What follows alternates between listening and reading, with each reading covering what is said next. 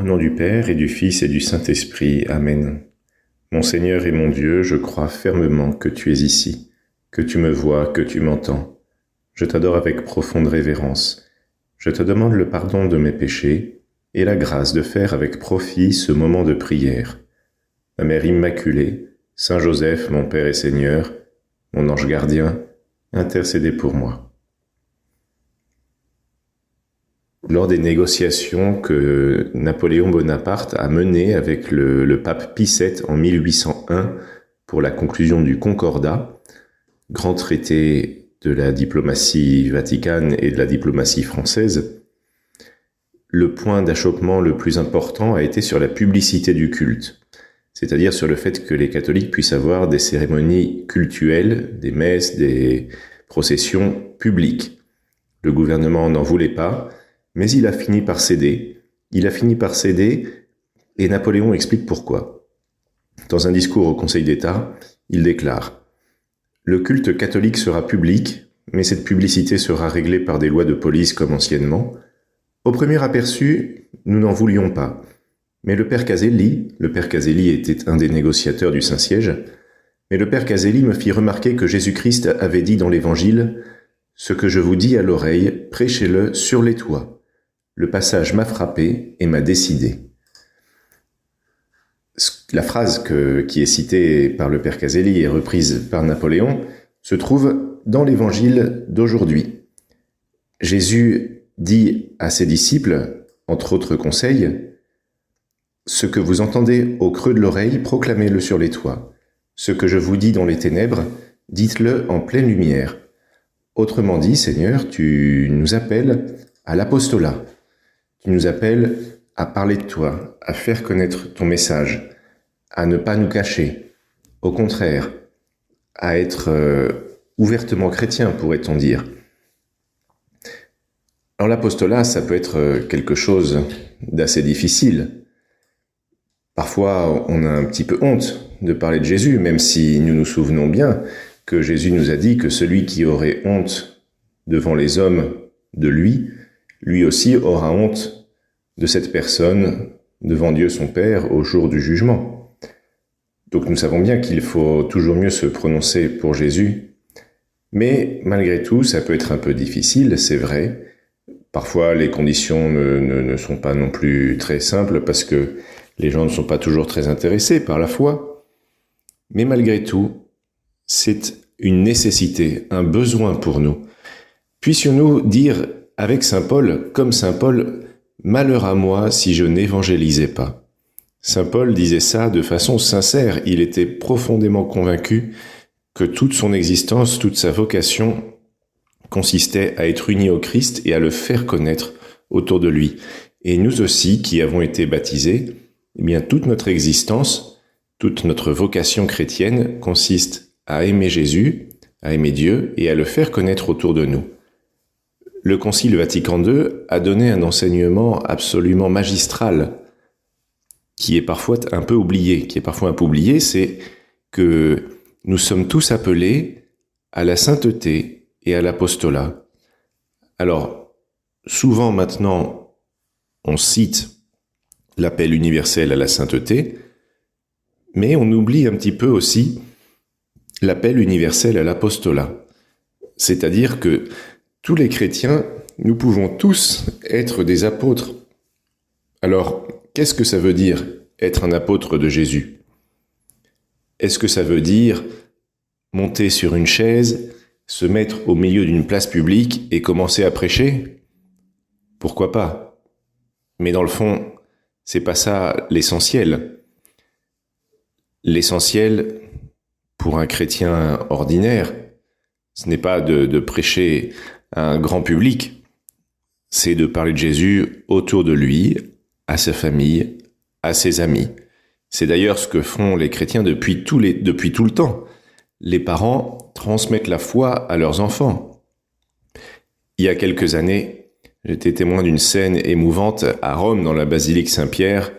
J'étais en train de prier devant la tombe de Saint Jean-Paul II, et derrière moi, il y a une maman qui est venue avec ses 2 enfants tout petits, et j'ai entendu cette maman apprendre à ses 2 enfants à prier le Notre Père. Elle leur a expliqué ce que ça voulait dire, elle leur a appris les paroles. Bien ça, c'est de l'apostolat. C'est transmettre la foi. Et c'est une des choses que les parents doivent faire avec leurs enfants. Donc il ne s'agit pas forcément de sortir dans la rue, même si ce serait aussi une autre forme d'apostolat, mais de faire connaître Jésus tout autour de nous, à notre famille, à nos amis. Alors parfois, dans l'apostolat, il peut y avoir des difficultés. Il y a eu des difficultés dans la vie de Jésus. Jésus, à certains moments, a perdu énormément de disciples parce que ce qu'il disait était dur. Alors, est-ce que Jésus a mis de l'eau dans son vin? Est-ce que Jésus a dilué son enseignement pour le rendre plus acceptable? Non.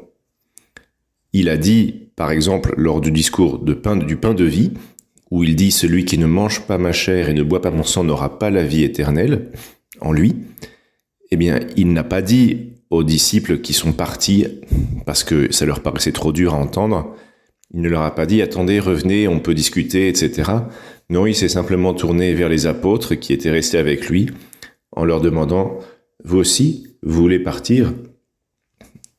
Et c'est là que Saint Pierre avait dit « Mais Seigneur, à qui irions-nous? Tu as les paroles de la vie éternelle. » Donc l'apostolat, oui, ça peut être difficile, notamment parce que le message chrétien n'est pas toujours facile.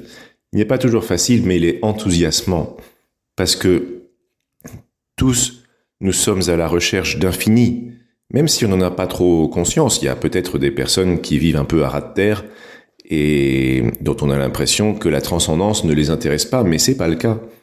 Tout le monde se pose des questions et nous avons tous soif d'infini, et cette soif d'infini que les hommes cherchent toujours à remplir, soit par des idéologies, soit par d'autres choses, en réalité, le seul qui puisse étancher cette soif, c'est Jésus.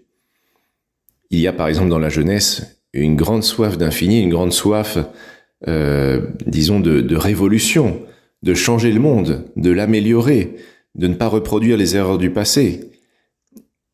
Eh bien, quelle joie ce serait si nous pouvions convaincre toute cette jeunesse que cette soif d'infini, elle ne se réalisera qu'en Jésus. C'est Jésus vraiment qui peut la réaliser. Leur soif de radicalité, c'est Jésus qui peut y répondre, qui peut l'étancher. Tout le reste ne sont que des choses humaines.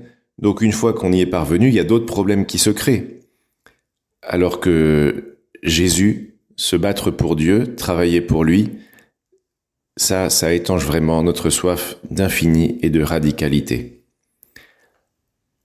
Alors nous faisons face à des difficultés, on le disait à l'instant, et c'est vrai que parfois nous n'avons tout simplement pas les qualités pour être des apôtres du Christ, mais malgré tout, c'est nous qui l'a choisi.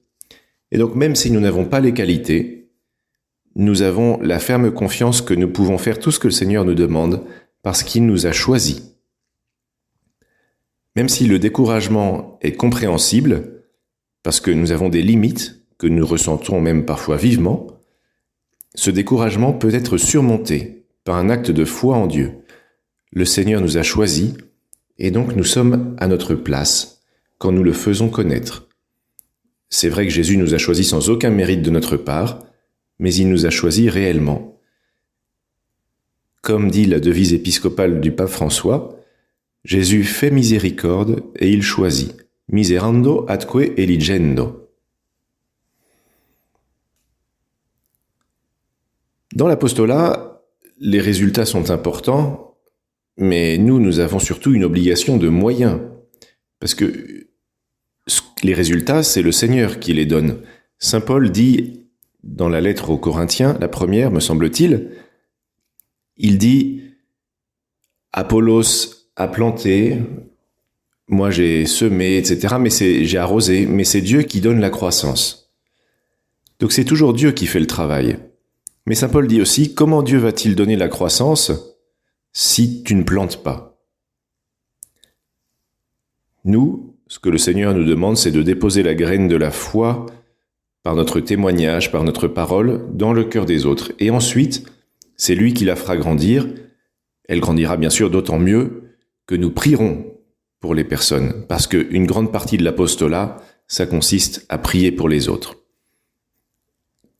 Confions à la Vierge Marie l'apostolat de l'Église, l'extension de l'Église pour que les hommes du monde entier connaissent et aiment Jésus.